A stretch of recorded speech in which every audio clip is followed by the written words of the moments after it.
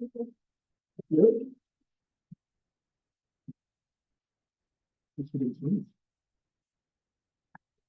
Oh, yeah, I'm like waving the wrong way, aren't I? Hi, Mary. I can hear you all, but I can't see any of you all. Oh. Hmm.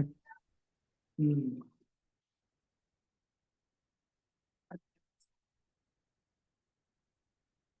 You try to mess with it? You're new.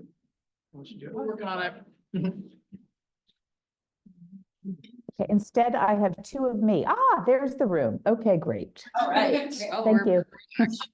I mean, I can only see the back of one head, but at least I'm Oh, seeing that's something. funny. It's The only room? it's these cameras. It's that Oh. camera. It's on. Wonder if we can switch it. It's not a good look. By the way, the back of the Ernest. public, you are invited to come and attend our meetings. You can see we have space for you. Amazing. Thank you, Lily. Well, I All right. don't know if you didn't know how to work that system, because I don't. Very good, thank you. Here's. I'll drive. Appreciate that. I would like to call the meeting to order at 6:35 p.m. on Thursday, September the 19th of the year of 2024, not 1924, but 2024. So we would like to do roll call. We'll do roll call, and I always do roll call. I have traditionally done roll call by first name. Is everyone okay with doing that? Okay, that's how we'll do, and I read the chair and vice chair first. So Ernest, Here, Wolfgang, Here. Mary, Here, great. Catherine, Here. Dawn, Here. Suzanne, Here. Jason, here, Heather, Here. and Elizabeth. Here. Great. thank you, Tom. Now, next thing we'd like to do is on the back of your tent, you have our mission statement. So we like to say that all together, as awkward as it may sound. But we like to do that in unison together. So 1, 2, 3. Act Act as as a strong advocate of justice, equal opportunity by providing citywide leadership and guidance in the area of civil rights. Oh, nice echo from Mary. Yeah, all right. To members of the public, if you are participating virtually, if you experience technical difficulties, you may call 434-970-3115. Nailed it. All right. I always get those last four numbers mixed up. Again, members of the public, if you are attending virtually or by phone, and you're having technical difficulties, you may call 434-970-3115. Since we have no one in the space as far as public comment, do we have anyone online other than Mary? Nope. All right, so we don't have any members of the public online, so we have we're not doing responses right now. So, first I just want to take a moment, no, not yet. I want to take a moment to welcome our new commissioners. We are happy and excited that you put your application in and it was accepted and that you attended orientation. And we're glad to have you here. What I would like to do, and I'm gonna give this to all the commissioners because, you know, I know we kind of know each other per se, but I'm gonna ask the other commissioners to be involved in this as well. So what I'm asking is your name, your job that you do, job that you do,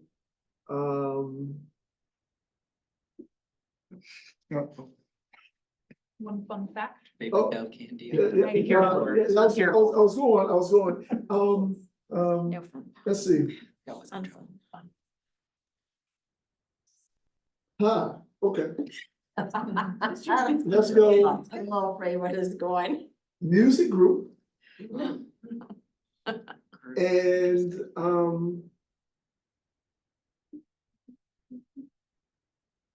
favorite book? Oh.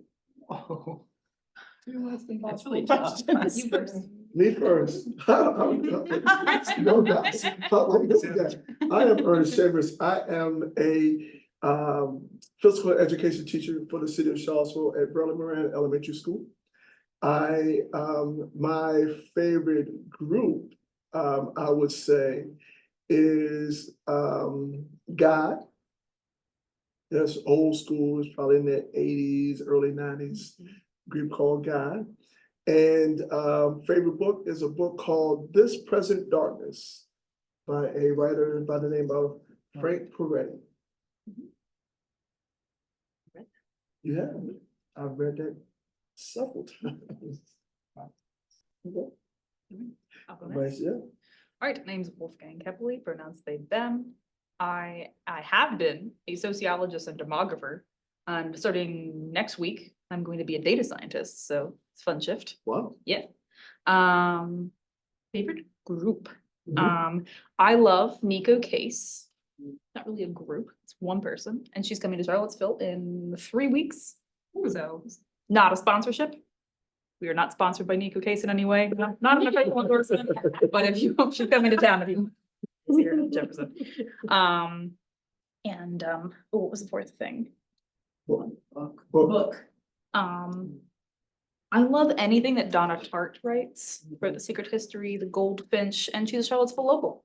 Is she? Mhm. She lives out in Crozet. I did not know Very that. sort of private secretive. Sorry, Donna, if you're watching. This is broadcast live. Yeah.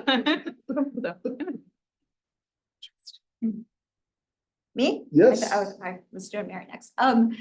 Catherine Lawn, I am a member of the nursing faculty at UVA. I direct the forensic center for the emergency department and focus on gender violence research in my research role. I actually don't listen to music. Told you, there are no fun facts. It is a fun fact in itself, I think. Facts. The Goldfinch was a really good novel, but I think the one that sticks in my brain and has for years is The Overstory by Richard Powers. Awesome. I'm getting some book recommendations. Jason Melendez, my day job, legislative and political director to our delegate Katrina Carlson. I knew I So- recognized you. Yeah, you might recognize me. Sometimes I'm a little bit modest and behind the scenes I and got quiet, it. because I usually prefer to be that way. But yeah, that's my day job, Congratulations, so, Katrina. yeah, so, favorite artist, well, favorite singer or favorite music group, I'm also gonna take the Wolfgang route and go for one person, which I'm gonna choose Jasmine Sullivan. Favorite book, I can't really nail down a favorite book. I would say The Help would be among them, though. Mhm. Cool. I'm Heather Robertson Gaston. I research and write about human rights, primarily in the Balkans, in the former Yugoslavia. And these days I am a PhD student in anthropology, where I'm continuing to do that thing just as an anthropology PhD student. My favorite band, I mean, these days there are fewer bands, so like Mhm. I like Beyonce, I like, I like pop, all that kind of stuff.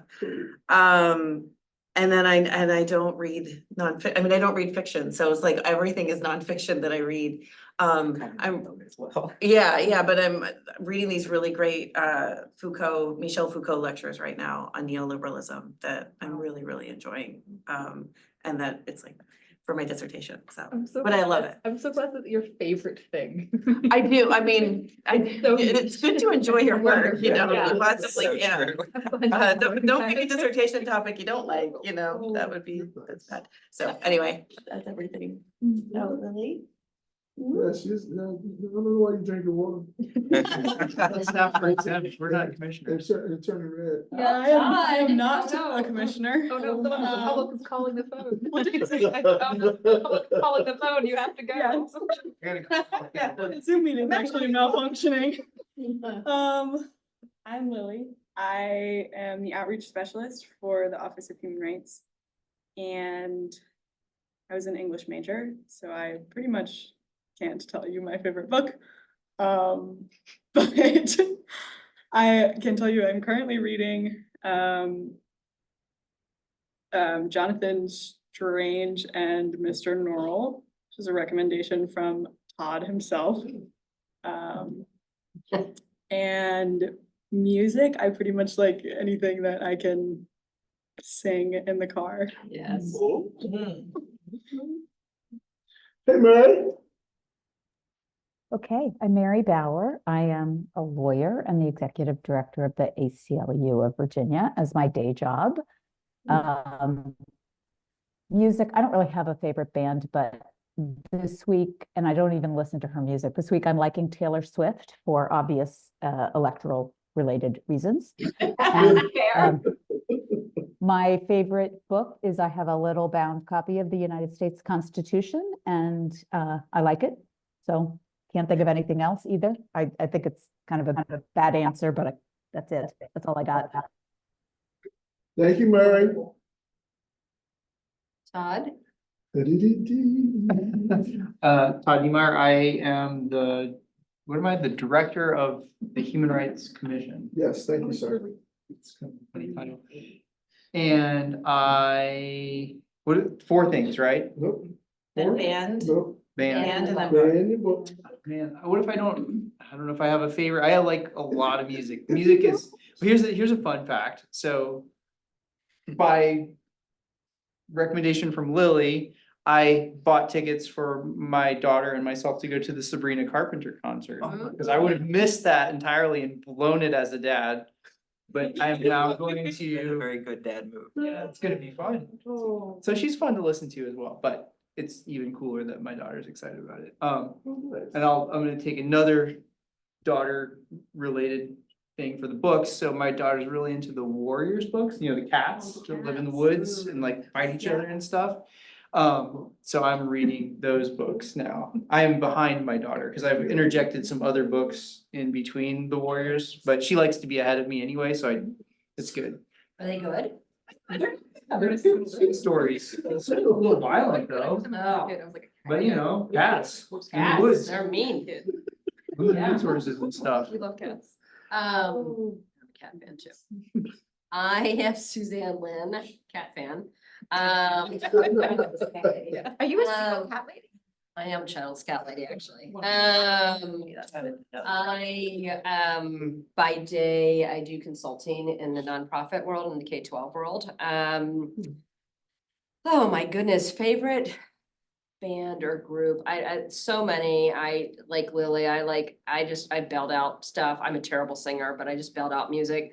I will say I have a deep, deep love of Lyle Lovett, who is, Austin or Texas guy.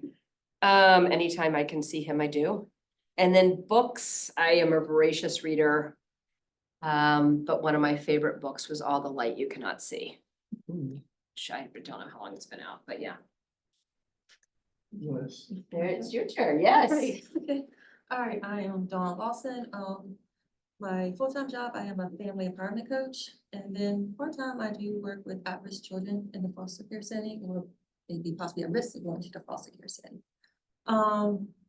Music, like writing music, R&B, pop, love Michael Jackson, Prince, listen to some Rihanna, growing up, I can't just pick just one, sorry. So growing up, I did sneak into my dad's records, and I really love like some of the old stuff. So I love like Smokey Robinson. I love Sam Cooke, Otis Redding, Jackson 5, Stylistics. So a lot of the old stuff, but also some new stuff. I like Chris Brown, Rihanna, and Usher. So I listen to a lot of new stuff that I do like a lot of old stuff. Yeah. Yeah, I love Motown. Yeah. And favorite book, can't think of all right now, but one of my favorite books is The Guardian. So that is. Hi, everyone. I'm Elizabeth Stark. My pronouns are she, her.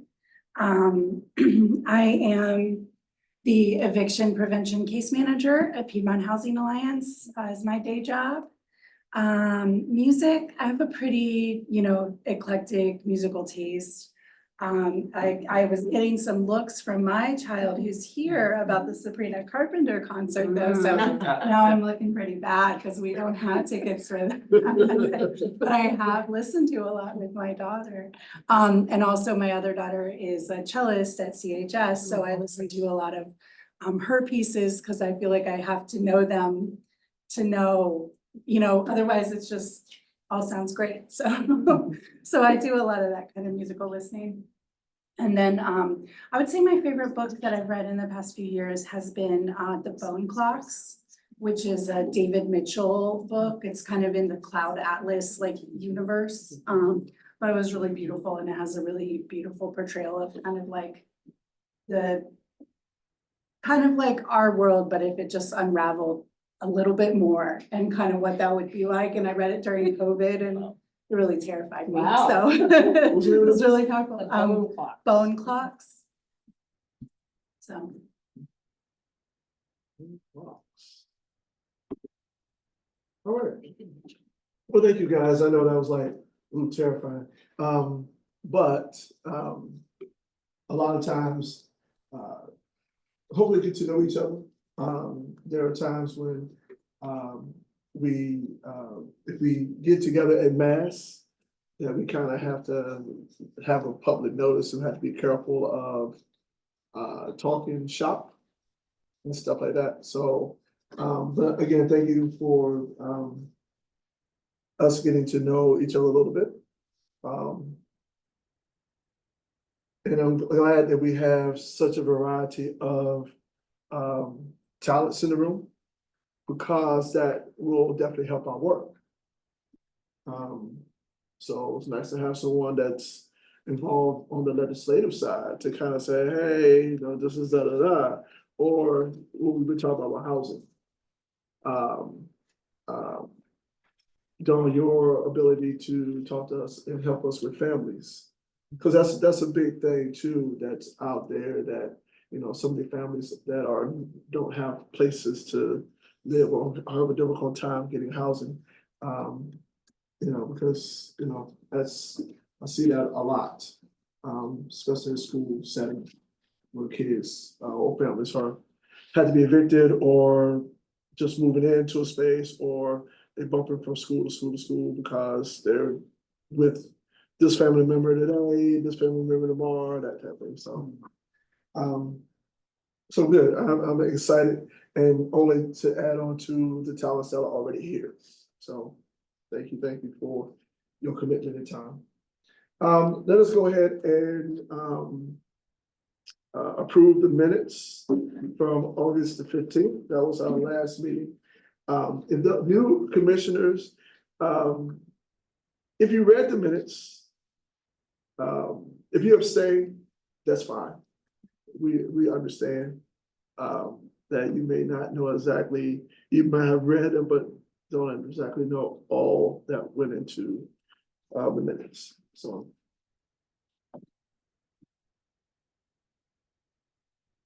Can I ask a question, actually? Are we supposed to abstain if we were not at the meeting? Okay, okay, okay. I've wondered that for much longer than I have been. I'm glad I've asked a year and a half later. Go ahead. I just wanted to. You're always learning. It's always learning. The new commissioners do not feel like they are pressured to, Yeah. So. Right, ready? Yes, sir. So the motion is we'll vote for the 8:15 minutes first. Okay. Do a roll call vote on that. Ernest, Who? Wolfgang, approve. Mary, Abstain. Catherine, Approve? Dawn, probably will abstain. Suzanne, Approve. Jason will abstain. Okay, Heather? I think I should also abstain because I missed about the first 25 minutes of that meeting. I hope that that's okay. I mean, I trust that they're fine, but You were here. I was here for most of the meeting. Yeah. I just missed Yeah. the very beginning. So I I don't know what I'm I saying. think you can vote if you feel so called to vote. Yes, then I mean, I do approve. Okay. Thank you. And Elizabeth? I abstain, thank you. All right, None opposed, so- The only ones, right? what's that? That should be the only minutes we need to approve. We also have the 9/9 regular meeting minutes From orientation. from orientation. Oh. Sorry about that. So that would just be. Guess what? You guys get to vote after the call. It's the same. I don't know why did I put regular meeting? I meant, yeah, the Special meeting. special meeting. Yeah. Need a motion to approve the minutes. Yeah, anybody want to make a motion to approve who was there? I'd like to make a motion to approve the minutes from the September 9th in-person meeting. Thank you. Seconded. Great. Yeah, you were there. That's right. Okay, you get to vote as well. All right, okay. Approve. All right. Dawn, Should I approve? You were there. you were there. It was your orientation. Oh, yeah. Your yeah. orientation. Make sure I'm approved. Yep. Yeah, that's, we got it. It's confusing. Yeah. Jason. Approve. Yeah, Elizabeth. Approve. Okay. And we'll just mark the rest of you as not present for that, I guess, Right. or abstain. Yeah. Yeah. And just as a procedural note, if in the future you read through the minutes and you decide that I have wildly misrepresented something that took place, you can either email me or just say so in the meeting and I will fix it. Just so that everyone knows. Happens all the time. Yeah. Thanks to Lily for taking minutes over, right? Because Yeah. for Oh, that's right. past 3 years, basically Ginny, who was our former intern, has done the minutes and now Lily has added that to her plate of responsibilities and we're grateful. So thank you for that. Alright. What is that? What's that? Yeah, my iPad is not. It is a connected. chair update. Chair update. Chair update, just, thank you, thank you to the new commissioners. Thank you, Lily, for, being at West Haven Day. And I think you probably now been at Pride. And anything else I've missed that you attended? Yes, probably. We got it. This weekend, We can breathe in. Soul of Seville. The Soul People, you were that as well, so, thank you, for, tabling those and being there. We'll ask about those when Todd does his updates and stuff, okay? In the office minutes, and things like that. I don't really, other than welcoming the new commissioners, I don't really have anything new. Again, thank you to the commissioners for getting the legislative stuff out and getting that back to Lily and getting that to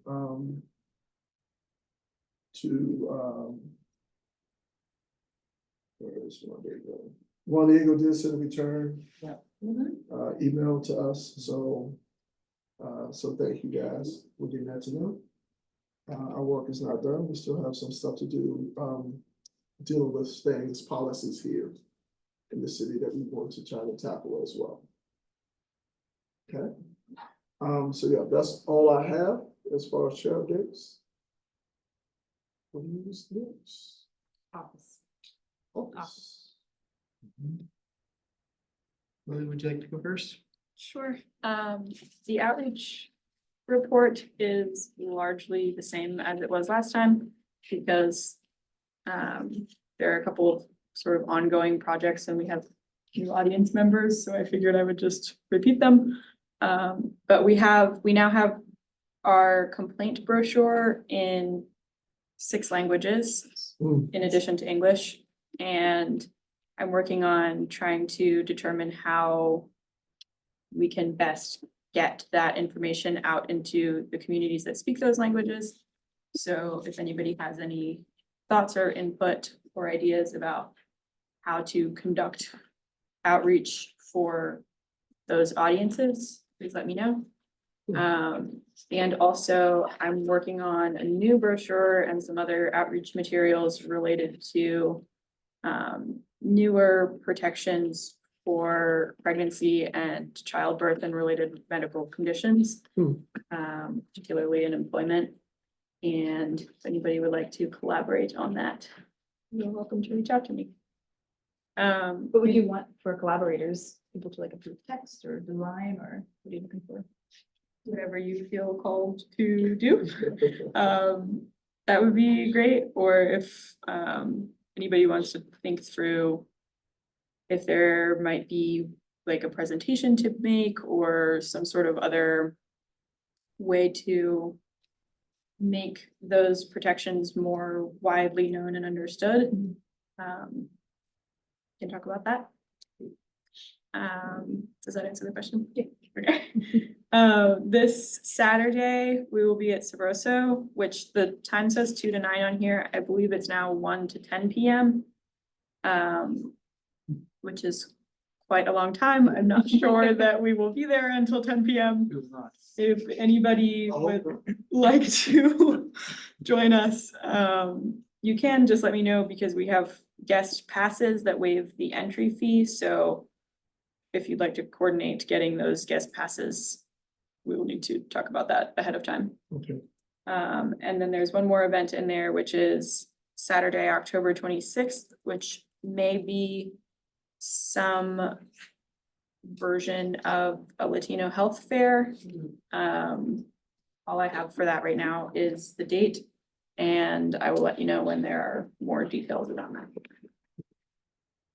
And also, just as a general statement, if anybody is aware of community events that you think we should be tabling at, or you think we should in some way be involved in, you can always send them to me and I will try to make plans to attend them and also let the rest of the commission know. That's all. Thank you. Okay, so I'll pick up from there. Thank you, Lily, for that. And just for folks new on the commission, a standard component of our agenda packet is this monthly report from the office that gives data about the individual service that we're providing, the outreach that Lily's been working on, some administrative updates, those kinds of things. And it also has a table at the bottom of all the things that the commission has done so far this year in terms of trying to realize its work plan that it develops during the annual meeting. So just, that's a permanent fixture in each agenda packet. We try to keep it updated, you know, the data, especially each time that we put this out. So if you ever read through it, have any questions about what any of that data means, just feel free to send an email, reach out, give a phone call. Happy to talk you through it, because there's a lot of numbers in there, and sometimes it's a little bit hard to understand what it's telling you.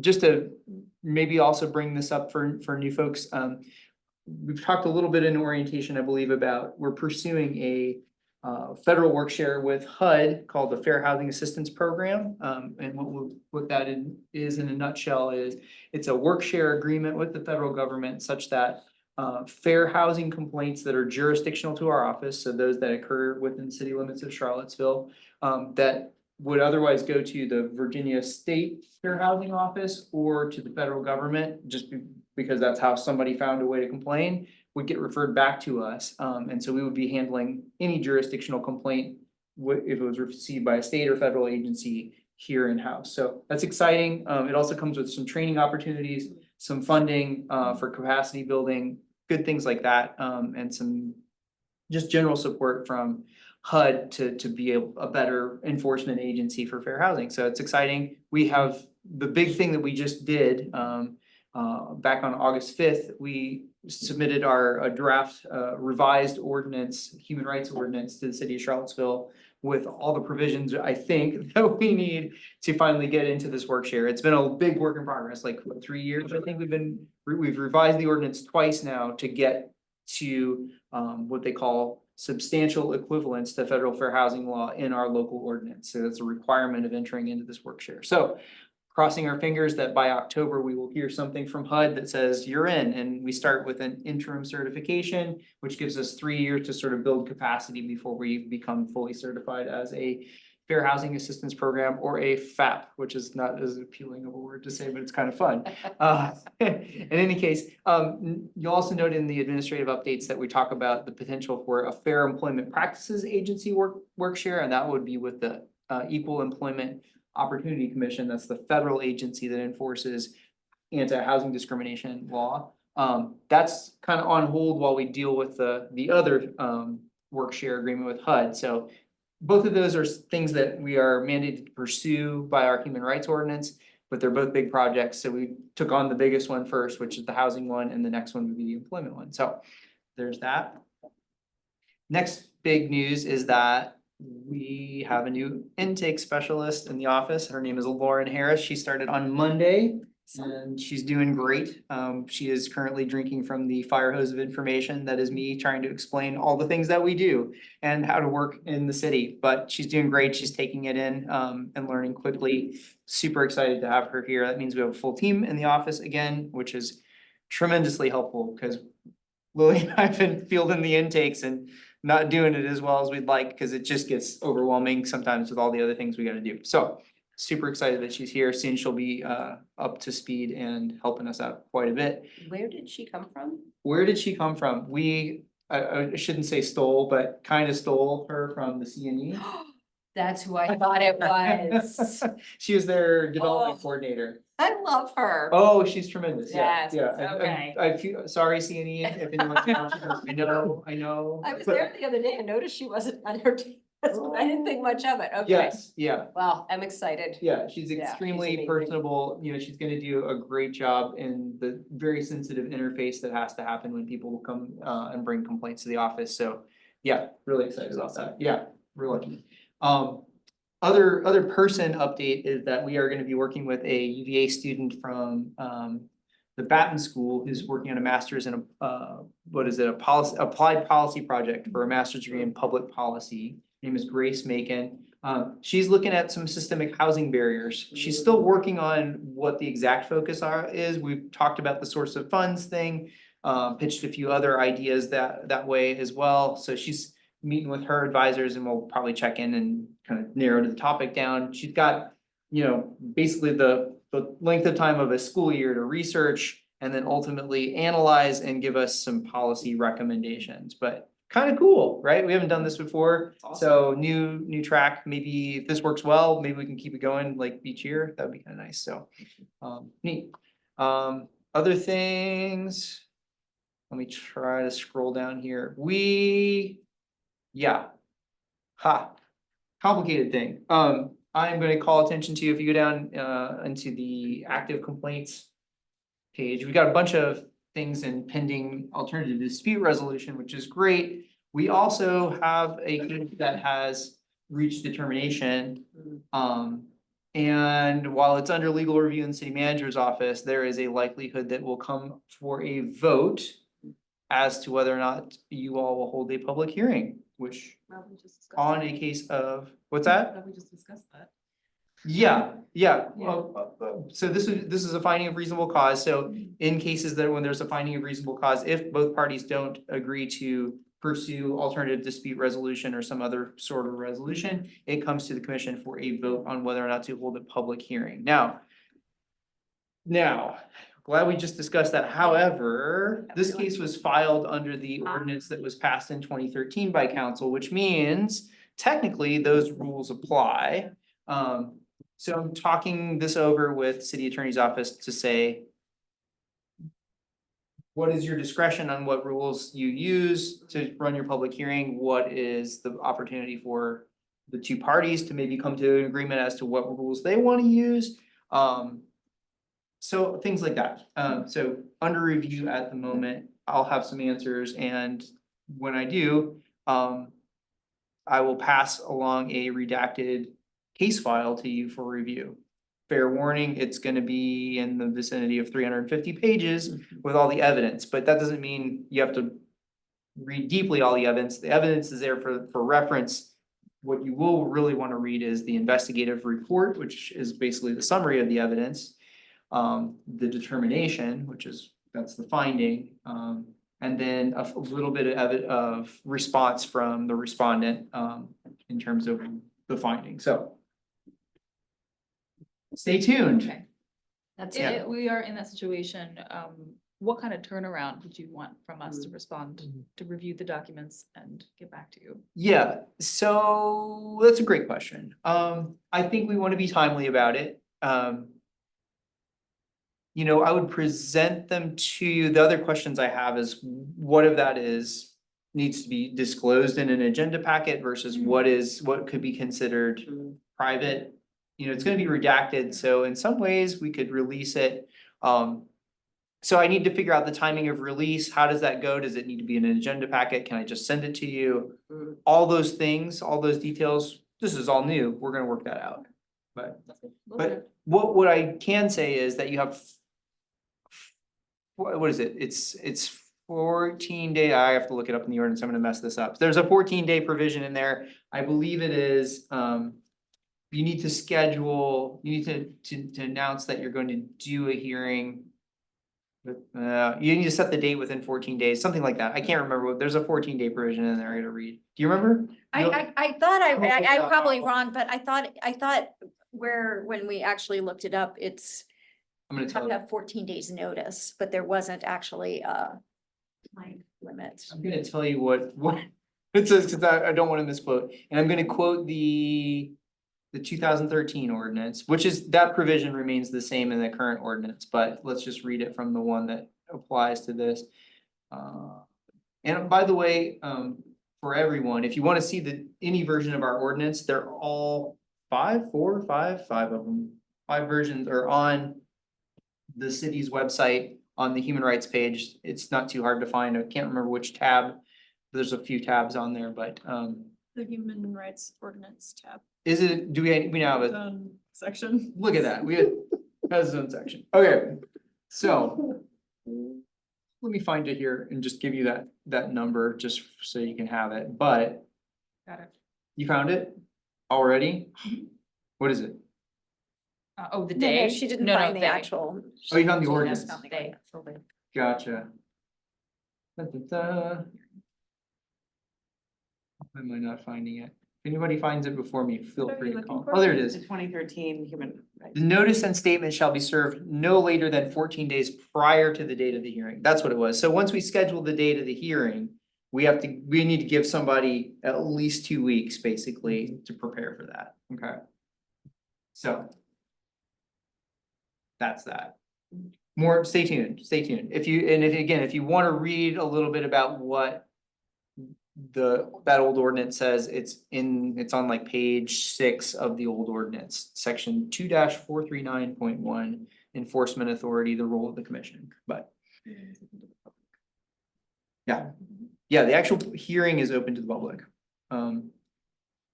That said, we've seen examples of partial pieces of hearings closed to the public when we've gone to watch the Fair Housing Board when they consult legal counsel on a matter within the complaint that they're rendering a finding on, they pull it into closed session. So there may be some aspects of that as well.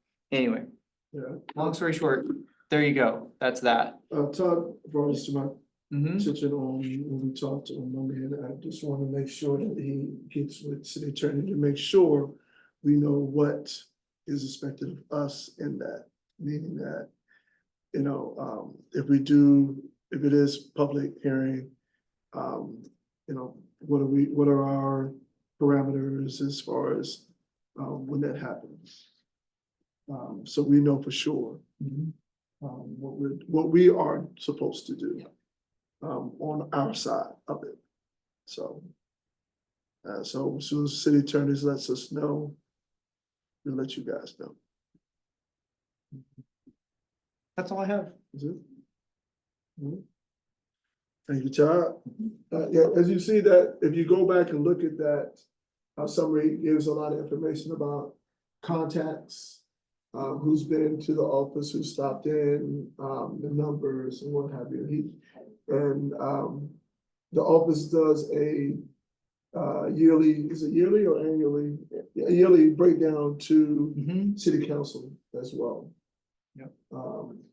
I think, what does that happen? That happens in. They usually peg us to do that in June Okay. of each year. Yeah, so we So usually, that's the one we, okay. Yeah. That's not the one we went to. that's the one, No, that was something, that was ordinance stuff.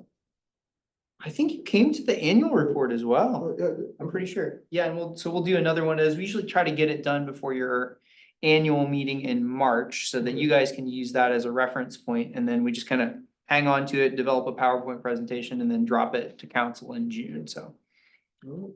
more fun to come. Any questions for Lily or Todd?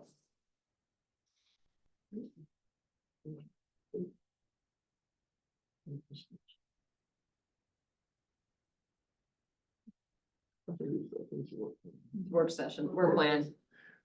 Um. One thing that has been very important to me, has been, trying to make sure we have a work plan. I've been with the commission for about 6 years now, 5.5, 6 years. And, it always seemed like we were always spinning our wheels. Or we were, getting caught with having to have something put together and having to spend a lot of time in meetings, putting it together. If we would have been taking steps toward that, we could make things more streamlined. So that's why we have a work plan. What page is that on? Page 45. Page 45 in your packet.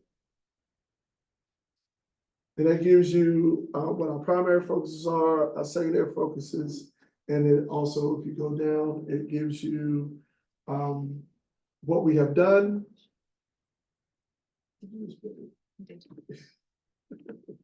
It gives you what we have done, and it helps us check off what we've done, next steps, and things like that. So we are in September. We did not have the public hearing training on 9/5. So We didn't, at the last meeting, we didn't anticipate needing it anytime No. soon. true. Now it seems like we may want to do that. Well, okay, I just made a note about that, yeah. No, that's pump the brakes. pump the brakes. We're not going very fast. Yeah, right. I can de-accelerate just. Yeah, because I don't wanna do this unless let us get information from the city attorney Fair, fair, fair. that said we need to do this. And then, we'll use one of our early month meetings to do it, but we also have to find a person to bring in to do that, correct?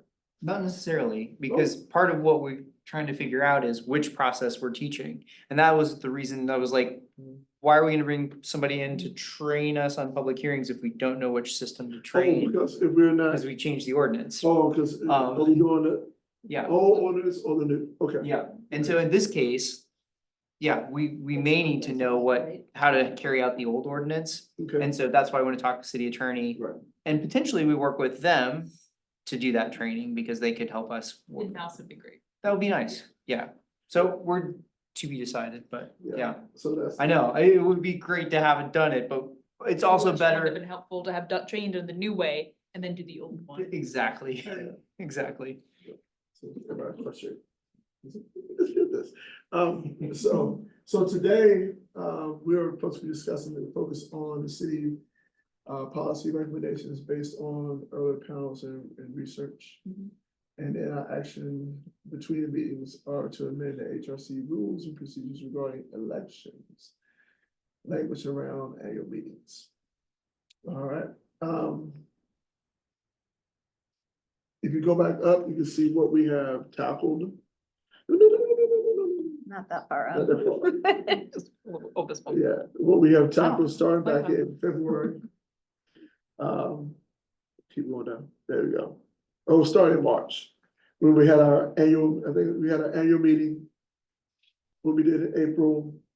And all those, all those things, you can see done, so, so now we are on. Policies from the city. That's that right? Alright, Sean, Yeah, Do you have anything for us? Some thoughts. Okay.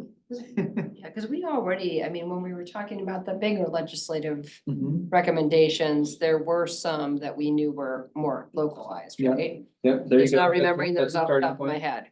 Mhm. Yeah, I'm sorry, I'm just calling on people. Yes. Can I just ask, and I know I asked this question before, so I'm sorry, you may just need to answer it for me again. We had that meeting where we talked to, the person from the Salvation Army, Uh-huh. and then we sent a follow-up letter. Mm-hmm. Do we have absolute clarity on their policies around gender, et cetera, our concerns? And I'm thinking of that in the context of talking about city policies and the fact that the Salvation Army is going to be taking an even larger role in addressing homelessness. Because one of the things we wanted to do was make sure that we didn't just send the letter, but really followed up until we had satisfaction. I am not sure. As far as, I know there has been correspondence back and forth, but I don't know where that stopped. As far as if that will stop with us sending the email or letter to them, or if there was a response back to us.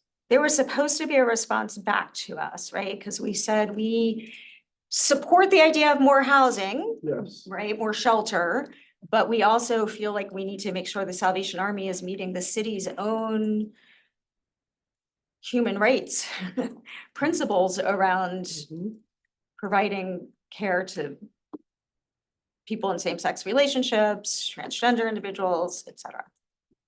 So I would love for us to like sort of actively look into that and make Okay. sure that we have satisfaction, because that feels like a project that we can both take to the city and take up ourselves, Yes. right?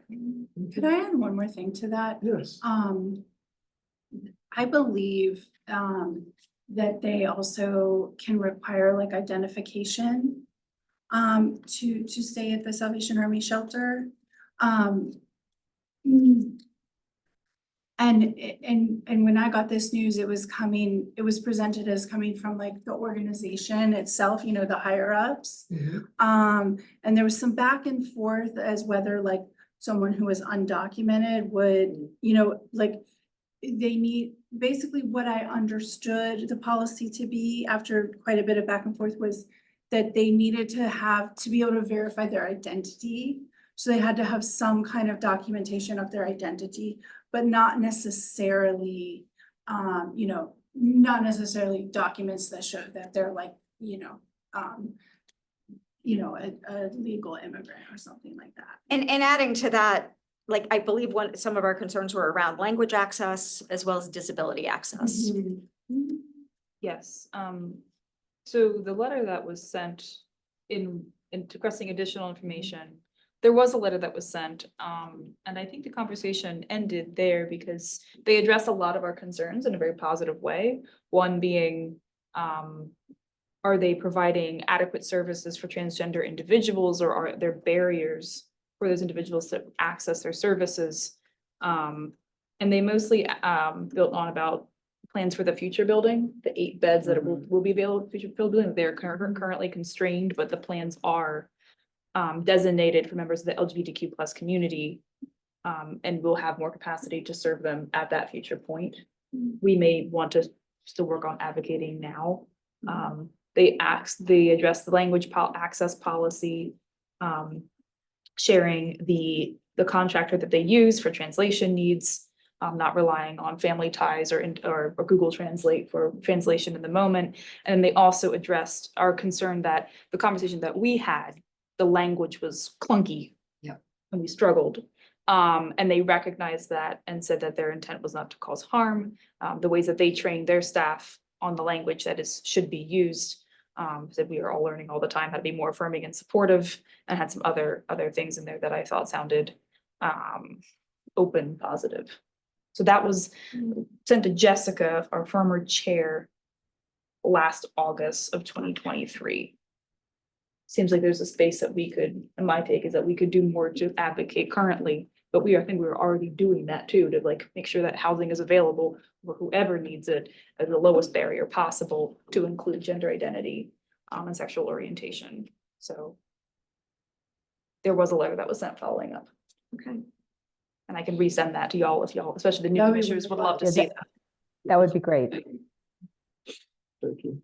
So, It is, oh, sorry. go ahead. I was gonna ask, like, is that a Catherine, like, is that a potential, I don't know if it's a legislative recommendation, but you know, asking the city to reinforce human rights expectations for anybody providing housing in the city? I'm not quite sure, like, it doesn't really fall under legislative, but Seems like a policy. it could, yeah, yeah. But reinforcing that policy or. That seems reasonable to me. So if if you're thinking, I think this is a great track to take, given what you shared in the email with the Daily Progress article, there is active discussion about creating low barrier shelter in Mhm. which Yep. Salvation Army and Yeah. Pacham are partners, right? That's a discussion that Sam is having with those partners now, and how that comes to fruition is going to be really important. Like, what are the aspects of this that we really want to see from a human rights perspective? It is one of the reasons we timed city policy recommendations to hit in October-ish, November-ish, is this is when budget season's happening.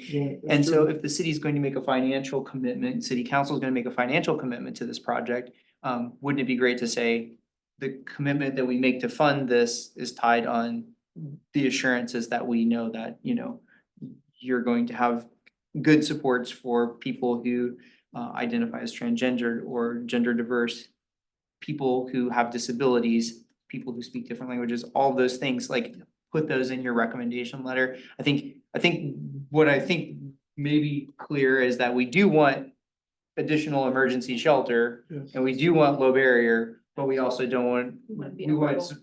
yeah, we also want it equitable. We don't want to create other barriers unintentionally that we've taken away others, but let's make sure we're not creating new ones. Yep. Yeah. So I think that's a pretty solid policy recommendation. Mhm. What would you need? What information would you all need to help craft that? Can we go through other possible policy recommendations first, or Sure, you should, certainly could. to then understand like all the things that we might need to craft? Does that make sense? I don't know. I'm gonna drive.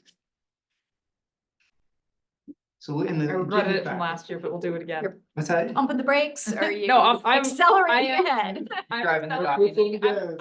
I'm saying get in my van. I have a big van. Are you all right if I drive? Drive. Great. So I will share a document with you that you can all see, and maybe add things to. Google. So housing, low barrier shelter. Many of you already have access. Yeah, there are other things that came up. I can't recall the other things that came up when we were We're gonna be talking in about OneDrive. the state legislative recommendations, It is. and I don't have my regular notebook That's, here. I love that they went back and pushed Sure. the 1 cent sales tax increase. Mhm. Are you talking about state level stuff now? Sorry, no, I thought when we were No, talking. that's right, they're doing this right. We're talking Sorry, about when we're city- talking talking about city- state, I talking thought about some city, things that right. came up. I can't remember if there were specific things around landlords or access or things like that that actually had. Like I said, I don't have my regular notebook with me, so I'm feeling a little lost right now, but. We had some things that we were like, that probably doesn't fit in the state, it fits more in the city, City, right. I don't remember what those are. We had a long form document that we edited down. Yep. I can attach that as well. Recall also that in the agenda packet are the information that you got from the Survey. public as well. Yeah. Yeah, the Yep. survey. Yes, and if it would be helpful, I could also email you the summary of the conversations you had with on the expert panel. Because that's not in the agenda packet, but if you think that what you're trying to remember came from that. No, I conversation, thought we had it's- just gotten to the point where we had a whole list of potential recommendations. And then we pulled out some things that were more city-based that we did not include, and I don't know that I, We started a document, we didn't put anything in it. what's that? We started a document, we Darn didn't put it. anything in it, so. I've that's got what a I've actually note, I've shared got a with you. notebook with some really good stuff at home. Great. I can also skim the minutes from the August Draft meetings document, because that I would be helpful. kind of think I might have noted it there. Yeah. Like, I don't think we're starting from scratch, sorry. Elizabeth, question, Mhm. since you work in eviction stuff, concerns. Do you know if we have landlords that are applying holding fees to housing in Charlottesville? What do you mean by a holding fee? You pay and then they check your credit Oh. to see if you qualify for the house, so they'll have you pay a fee. Could be $300-400 and just to see, and then, just to hold, to quote unquote, hold the spot. But then they're gonna go back and do a credit check on you to see if you can afford Right. the place. I don't hear of that. Dawn, do you hear of that with any of your clients? I'm trying to think. I want to say that is a possibility. I don't quote me on it. Okay, I'm trying to think of the process of one. I had one, I know some of the families I work with, they get vouchers. right, Mm-hmm. Some of that, like, and that's a whole issue with that self, because then they have to pay the double fee, and then if they need a voucher, how are they supposed to pay the right, fee? That's just put them so in the hole, so that's not really helpful, if that yeah, makes sense. So I do know sometimes they have to put down like a deposit or something, or not a deposit, but they do have to pay for the application fee, and then and then they check the credit. I feel like it can vary. I don't, not necessarily sure. I do have to double check on that. But is there anything we can put in where any fees that a person pays toward housing either goes to the ability of the person getting a house, or if they don't get it, it goes back to them?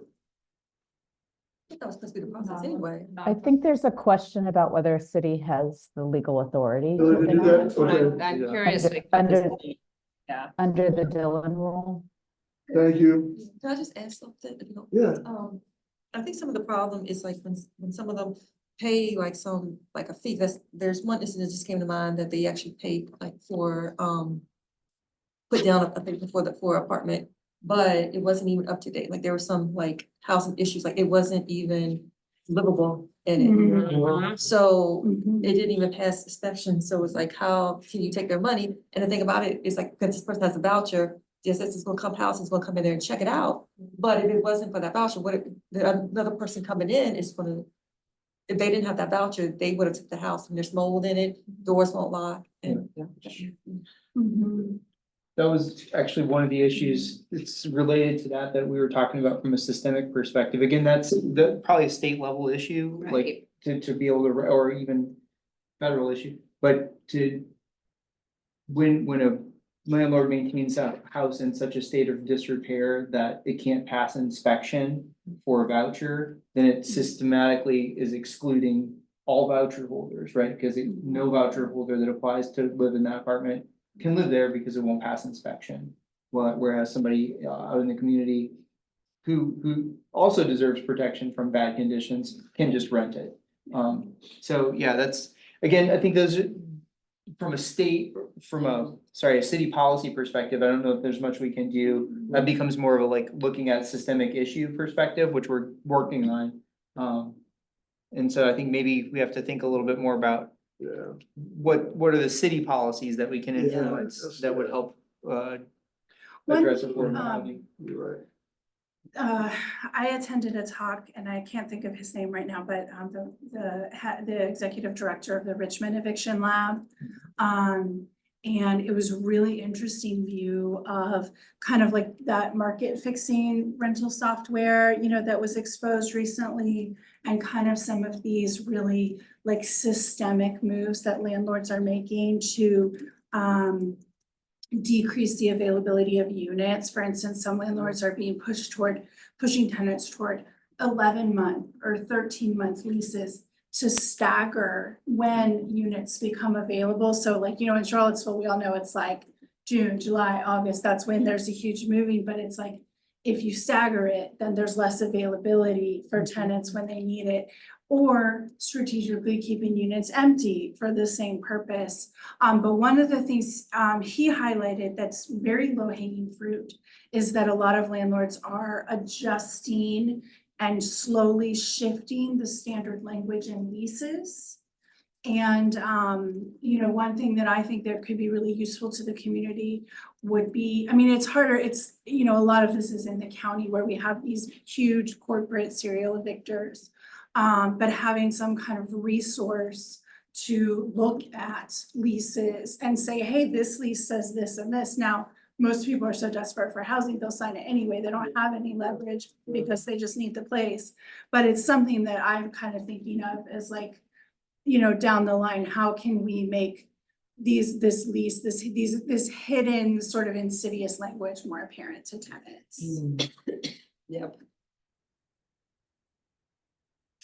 And in that vein, should we bring back up right to counsel? I see Mary nodding vigorously. Yes, ask I a think it's question really about that? important. Are we, so my understanding was that like a certain amount, like 60,000 or something was allocated. It wasn't right to count, you know, we called it right to council, but turns out it wasn't right to council. And then we tried to call it something else like universal representation. Turns out it wasn't universal. And it really relied on the capacity of some of the legal aid institutions. So what is the state of it now? Is it just gone, or is it just, it seems like a very few tenants are able to be represented in my experience. There was an initiative that we talked about, I think, back in 2020 of drafting a resolution to council to request that we have the right to counsel, right for specifically for individuals facing evictions to have legal representation paid for by the city, and we just never wrote it. Well, it went forward. The Yeah. city went forward, Right. put money in, the county never matched the money, and then we had this, so we It sort of never died on the followed up. vine. Yes, Oh, and okay. I think that was COVID money that I think was a one-off, yeah. but I don't Yeah. know that for a fact. I It don't felt- yeah. think it was actually put into the budget as a recurring item. Yeah, I think it was 2 or 3 years of funding, but it was at a very low level in terms of, I mean, it was never reasonably calculated to provide representation to even, you know, a majority of tenants facing eviction. So question, going back to this, because it's been a while since we thought about it. Is there state level legislation that enables localities to do I don't know, make that a mandatory thing that every tenant has, you know, like in criminal cases, right? Like, how does that work, right? I don't know the fields, but you know, we have, if you go into a criminal case unrepresented and you meet certain financial guidelines, then you have right to an attorney, right? So appointed by, you know, that's a state funded attorney. How would that work for right to counsel and evictions in a civil case? So my understanding is that localities in Virginia probably don't have the legal authority to enact an ordinance that says you have a right to counsel. But they could functionally do the same thing by providing funding that would, you know, in a contract where an organization would agree to represent all tenants, right? They could achieve that without an ordinance. And at the time, they sort of declared victory and said, you know, we're doing right to counsel, and they funded it at an extremely low level and on a temporary basis with COVID money.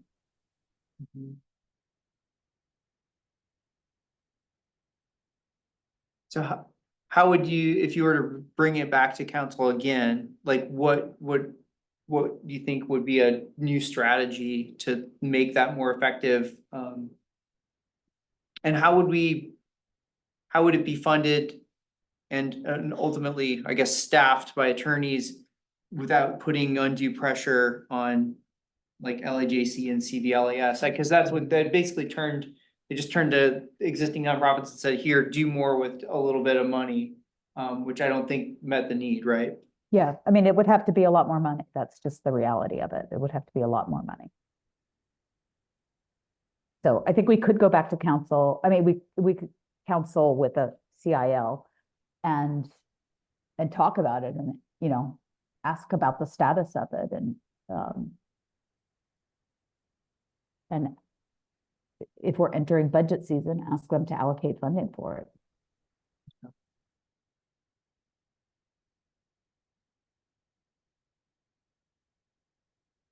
Any other questions? Or anything else that you want to add?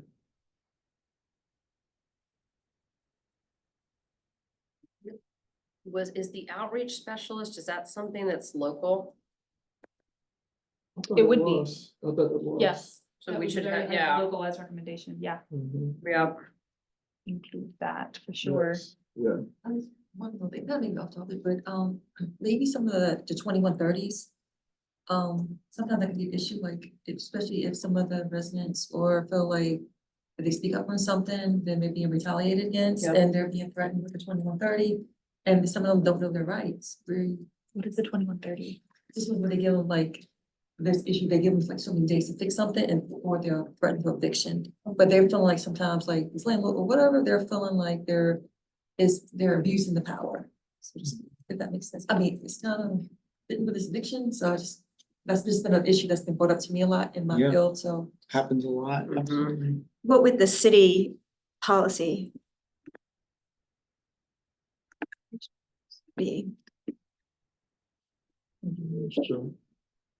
I think they control that. I'm like, within the Dillon rule, like what is the city's latitude to address that? Not much, but I do think that what you're talking about is important, and I think Yeah. understanding the reasons why people are getting those and looking at, so I think it goes back to state level legislative recommendations, which we also do. And I think if you're seeing those things, keeping some notes on that to bring that back, you know, in the middle of next year, because that's when we start to gear up for making state level recommendations, but 2130 kind of guidance is usually under the Virginia Residential Landlord and Tenant Act, which is state level legislation. So yeah, if you see some specific things, like there's things in that law that could or should be changed around 2130s, that would be a good one to hold on to. So don't forget that. Write it down somewhere, because yeah, it's a good one. Yeah, because a lot of people experience challenges with 2130s. I'm looking at the notes from the minutes from the August 15th meeting. Mhm. And the only one that, yeah, the outreach specialist was one. The other things look to be more statewide, like application fees, transparency during tenant screening. That was vetoed this year. Yeah, So. everything was. The outreach specialist, just so I'm clear in my mind, that's the position that there was funding for that hadn't been filled, is that correct? I think that's correct. And you're talking about for the So, For this city, when we had outreach specialist on our thing, that, people experiencing homelessness? Yeah. Yeah. I think that hire is in process though, yeah. Oh, okay. But I think, yeah, just advocating for that money to remain available for that position is not a bad idea. I know that Shayla at BRAC, I'm pointing because her desk is right over there, is actively interested in hiring that position and being the agency that hosts that person. But I think funding, because they're nonprofit, is always an issue. So ensuring that that money is available for whomever, yeah, is willing to take on that responsibility makes a lot of sense. There. Lily reminded me of a thing that I can't remember where it came up, but I think it's a good one because it's a direct city policy thing. And this would be around equitable city holidays, so that respect different religions, different practices. And I don't, Lily, do you remember any specifics around that? Hold on. on page 30 of your agenda packet. About halfway down the page, there is a comment submitted by a member of the public about I think a way that they had seen holidays from work and leave for holidays used, and I think that that would maybe be like a starting point to think about a recommendation that you could make if you so choose about how the city could modify its leave and holiday and just general day off policies to maybe be more equitable for different religious practices and other needs that need to be accommodated. Interesting. Okay.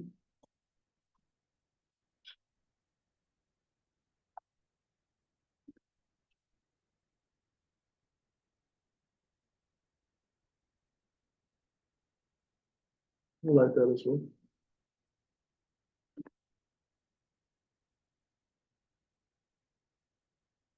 Anything else you have, John?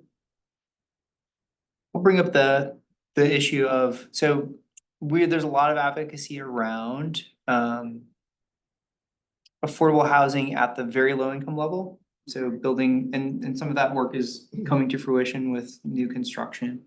One of the things that could also be something to look into and recommend to council to put some attention to is the building of housing for folks, what they call it, I wrote it down because I always forget the acronym, that who fit in the ALICE population. So that's like people who are asset limited, income constrained, but employed. By which I mean folks who cannot access vouchers, live in low income housing tax credit funded or subsidized housing, are employed but don't make enough to pay high market rate rents. And so they get kind of stuck in the middle and they usually, move out to other places. So these are often people who are in the like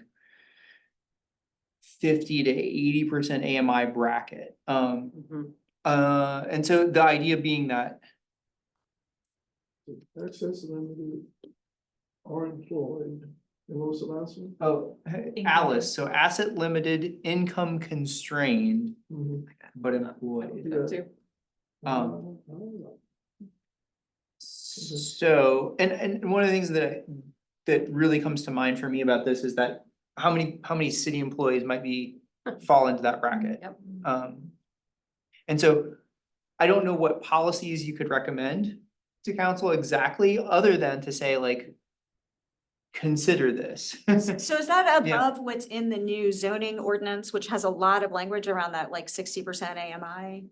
That is kind of it's like, It has it has a number of policies in there to encourage building housing. yeah, in that bracket as in well. that missing middle. The missing middle, the muddy middle, some folks will call it, yeah. So just maybe.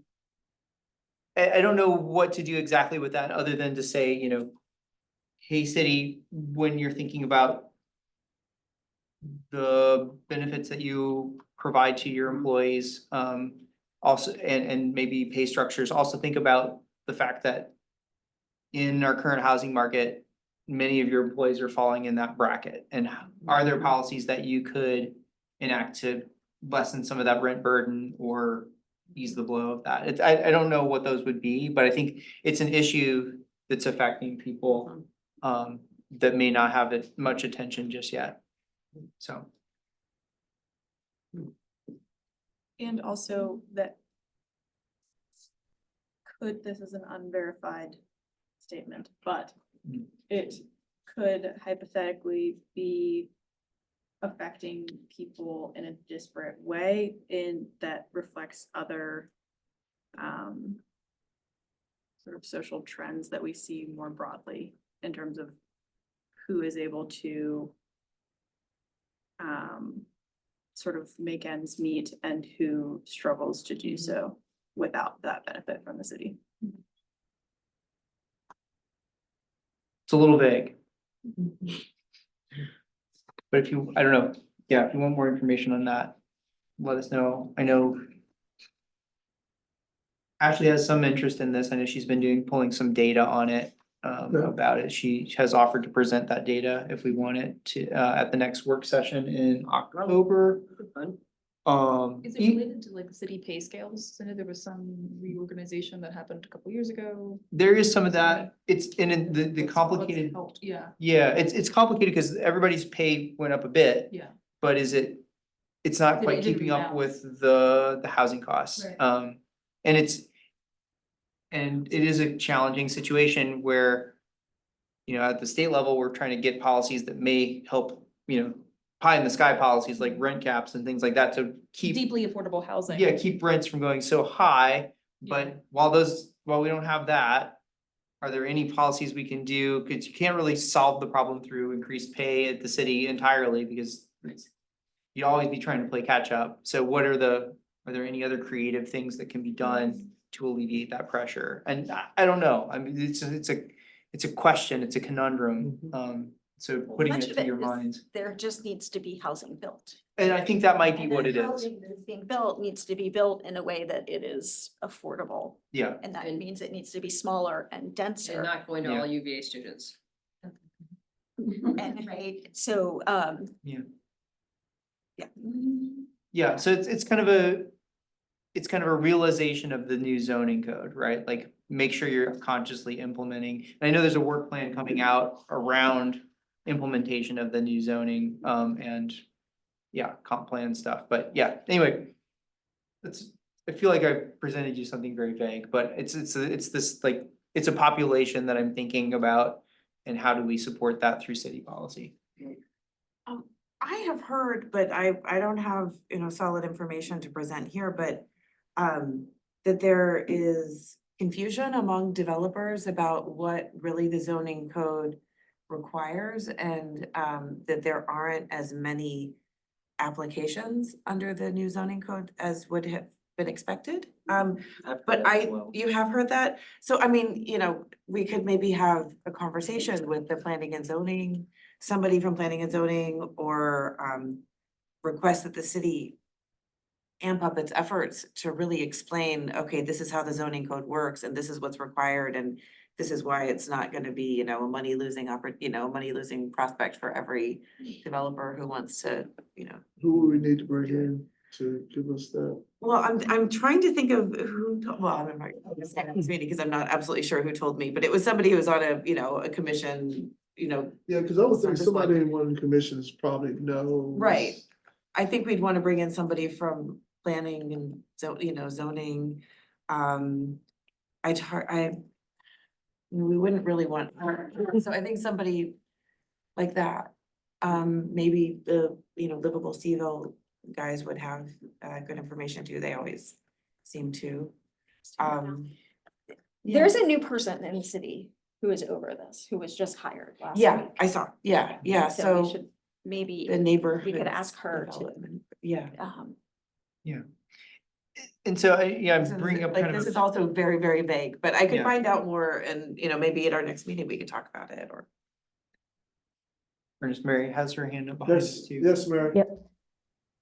So this is like a really interesting and robust conversation, and it seems very appropriate given that we have new board members, but I do want to say that I think we do our best work when we're like focused on a couple goals and like, we come together in the work planning meeting and we kind of say, these are the things we want to accomplish. So I guess I'm just urging us to not try to do 100 things and to try to do, one or two big things. And to think about that and identify what those priorities should be moving forward. And I don't want to like curtail the conversation. I think it's been very interesting. Thank you. And I hear you. I think right now, what I felt like we were doing is trying to get out. What are some of the things that we could get information on some of the things that were going to make a difference as far as we get it to city council that it's heard. And it's supporting what's going on in the city right now with housing. I don't want to put anything in place or send anything to them that, because we've had many individuals come in to talk to us about housing and the need, not just locally, but statewide. So I want to make sure whatever we give to city council, one aligns with that, and that's them people that have been here to let them know that they were heard by us, so that we can get that information to city council. So that's my concern of getting the information. So where are we now? What do we, so if you have access to see what Wolfgang has typed in, what are some of the things that you see in that? The ones in bold, I bolded because there are things we've either discussed before that could be concrete policy recommendations, or things that are currently in progress, such as the homelessness service outreach coordinator position. But we want to make sure that those things continue. And with budget season coming up, it's a good time to make those policy recommendations now.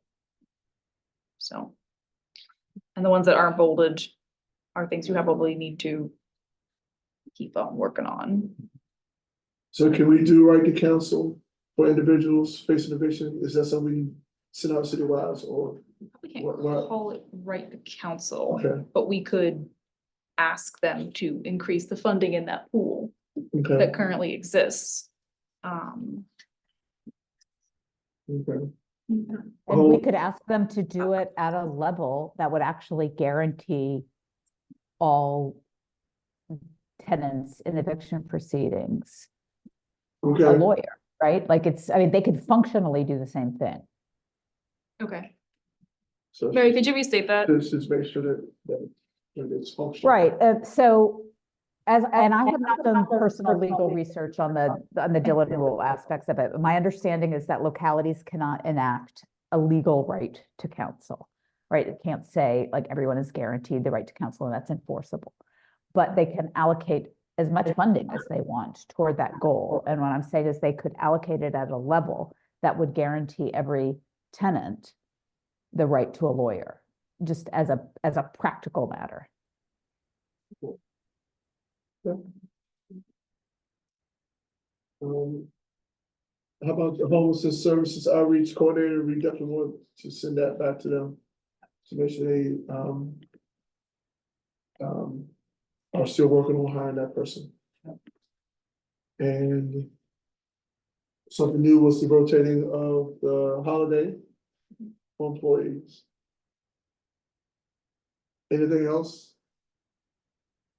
There's a couple of other things down below, but they are not highlighted. Not finalized at all. This is just sort of summarizing our conversation.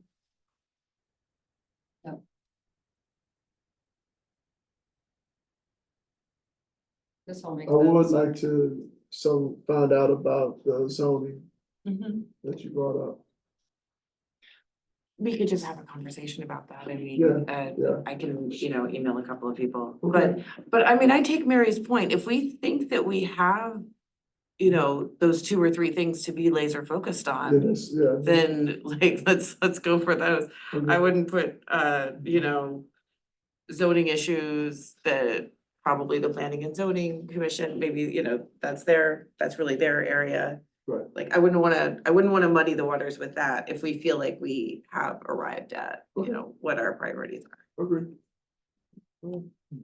I really like the idea of localized, the illusion of access to counsel, because I think there's a large movement on the criminal side statewide to increase access to counsel. So if there's a way to prove that it can work, maybe there's a step the state would be willing to take at some point.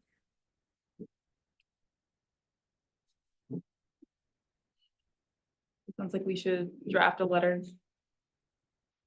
Do we want to draft a letter separately from the right to counsel? Well, we keep calling it right to counsel. What should we call this? Because we can't call it right to counsel. Maybe you could call it right to counsel. It could, it's just not exactly that. Great. Okay, Mary. Real life, Effectively, the right to yeah, counsel. it's effectively a right to counsel Effective without right being to a right to counsel. counsel.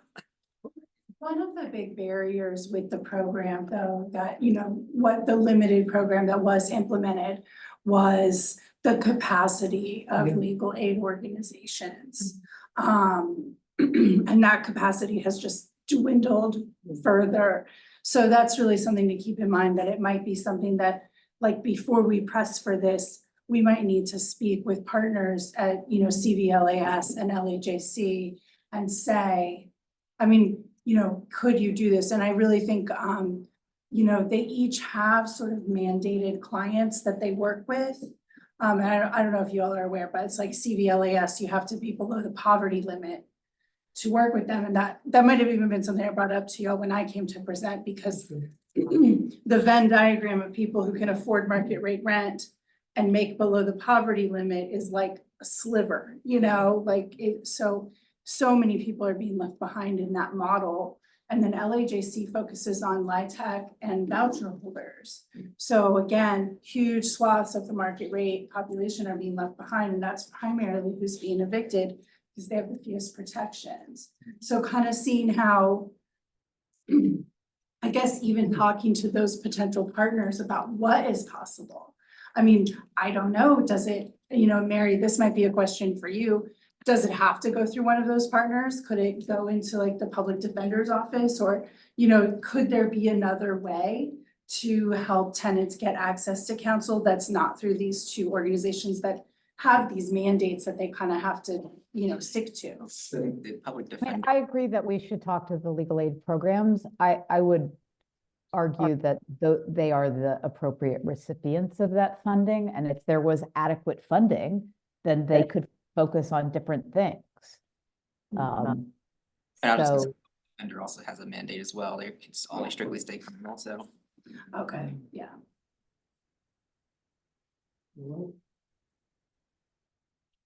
Here's my question initially. So effective right to counsel. Would we see this as a separate letter?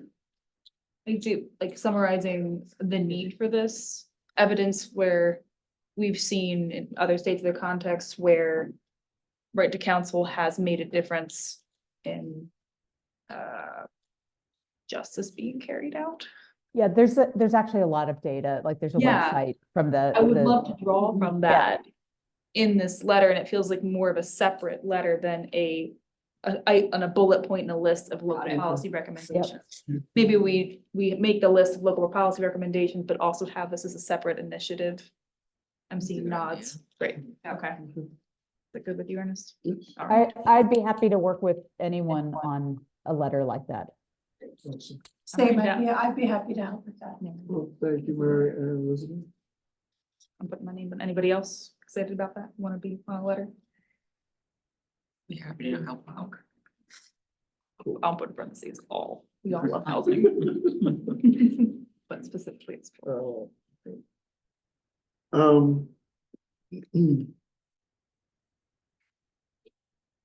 So specific letter for that, and what about the other two? Housing and the rotating holidays. Can't we send them a letter and say, here are things we'd like to focus on?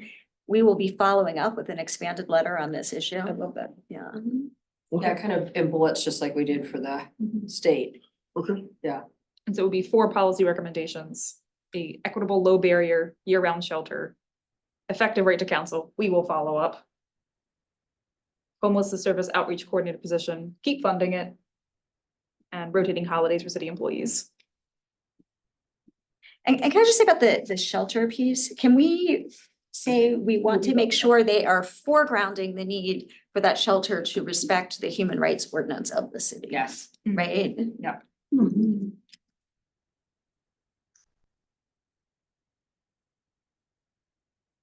Maybe we will be following up on this as well. It sounds like, we did, follow on everything, we did sort of draft regarding the overnight shelter back early this past summer. I think it was mostly predicated on the whispers, the city was going to like make that building that used to be Seville Bikes into a homeless shelter like at any moment. And so based on that context, it's we need to be redrafted, but Okay. we did start something and that's linked in that document. It's more than whispers. More than whispers. Well, at the time, it was like, have you heard? Have you heard? It was on Reddit. That's what I count as a whisper. Little NIMBY happening. We were very excited. I know.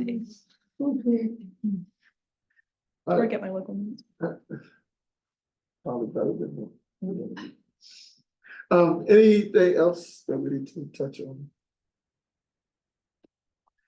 Do we need, the October 3rd, is that the 3rd? Do we need the October 3rd meeting, or is this something that we can do email wise? Do we need to meet? Do we know if we're gonna, maybe, will we know something about this public hearing situation maybe? Do we know anything about the public hearing? It's a good question. I don't know. I'm waiting for Because maybe that's a maybe. a response, so. Alright, so, Seems reasonable. so we need to let you guys know by when. So if you all want to draft your recommendation letter for public policy, that's what we're talking about. City policy. Well, what's the time on us having to let you guys know that we are gonna have a meeting? For the work session. Oh, for the work session. I understand. To notice and all this stuff. We need to know at a minimum of 3 days before, but it would be helpful. So we, at least a week before. Yeah.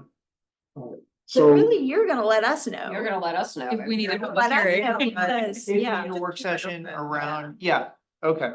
Yeah. That's a good point. So with the idea being that we would use it for that particular purpose, Yes. given that we don't know it right now. I guess we could let you know via email, or we could just say, since we don't know now, we could table it and maybe use the November work session. okay, Thoughts? that's fine. Is there? Yes, Lily? Sorry, if you, currently the rest of your work plan through February is blank. Because you had tabled it to come back to it Yeah, at the point that has now arrived. If you would like to, I'm just bringing that to your attention in case you would like to work on that at the October work session. Just identified 3 things. You wanna look into, just to make sure that the second half of the year has the same sort of Okay. plan that you guys have. so meet on the 3rd for work, Updating the work plan. updating the work plan. So that shouldn't take longer than an hour, What time do the work session meetings start? same time. Same day, same Yeah, time. same, It's on the first. just the first Thursday of the month. And we'll go for about an hour to fill that out, and then we're out. Do we need to vote on, we will need to vote on this list of local policy recommendations before it goes to council. So maybe we wanna, do we wanna? We voted on the state recommendations. Yeah.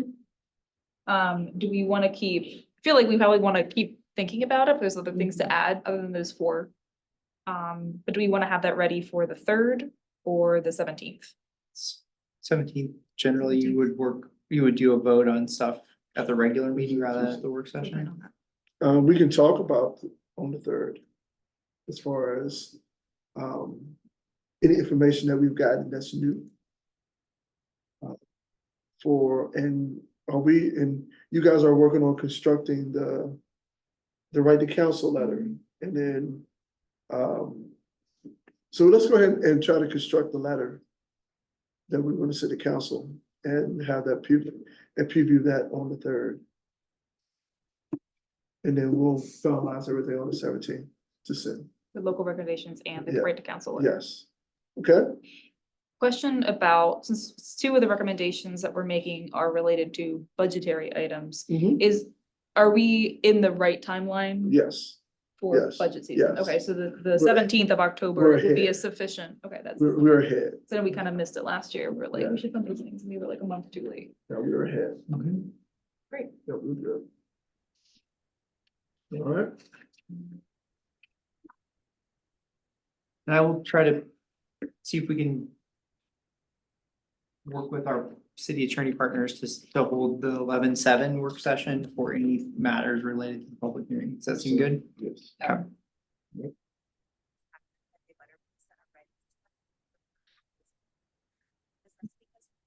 Ernest and Mary, I'm trying to recall if, I think you predate me joining Human Rights Commission. Mary, did you join before or after I did? I What you doing? think I've been on for 4 years, Okay. ish, Was maybe before. 3.5. I was curious if either one of you or both of you could look back in your inbox and dig up the resources that you may have about right to counsel, the conversations. Oh, that I we have back yeah, then. I have a lot of materials on that, because I Oh, talked to. the oh, folks at I'm the- sure you do outside of Yeah. the commission, anything specifically the commission discuss as well as wonderful external resources. We would- Yeah, I think we sent a letter, 3 years ago on this, so I'm sure I could find that. And that's on the Pretty- I website. may have even written it. I think The I official- probably did write it. So I will look for that. Yeah, letters on the website too, Mary, so you don't have to do too much hunting. We have Oh, it. that would be better. Yeah. But if you have, I think if you have like behind the closed scenes conversations, that might help with this next draft, so maybe that can kick off our letter writing for the next one. Okay. Anything else? Anybody from the public on? No? No. Please join us. All right. We love to hear from you. Just, one thing, this weekend as well, at, Mount Zion First African Church is a Men's Day Health event from 9 in the morning to 2 p.m. So, husbands, boyfriends, friends, men that, should get themselves checked out. There will be all types of screenings and stuff going on and giveaways and food. At that event, from 9 a.m. to 2 p.m. at Mount Zion First African Church. Can I throw one other good event out there? Yeah, I know on Wednesday, Charlottesville City Schools will be hosting, I guess, the ribbon cutting for Summit Elementary, which is a renamed school, so if you're able to get out there. okay. That's gonna be at 8:30 in the morning. I don't know if anyone wakes Next up early, but next Wednesday? yeah, next Wednesday, the 25th, 25th. How early? 8:30. Okay. I happened on the. I don't get up that early, so. Yeah, Oh, okay. the Trailblazer renaming Yeah, the ceremony. I Trailblazer one stopped was and watched great. it and it was amazing. Yeah, It I was missed so that one. great. Katrina was there. I heard it was great. Yeah. I'm sure the Summit one will be great as well. She was there, yeah.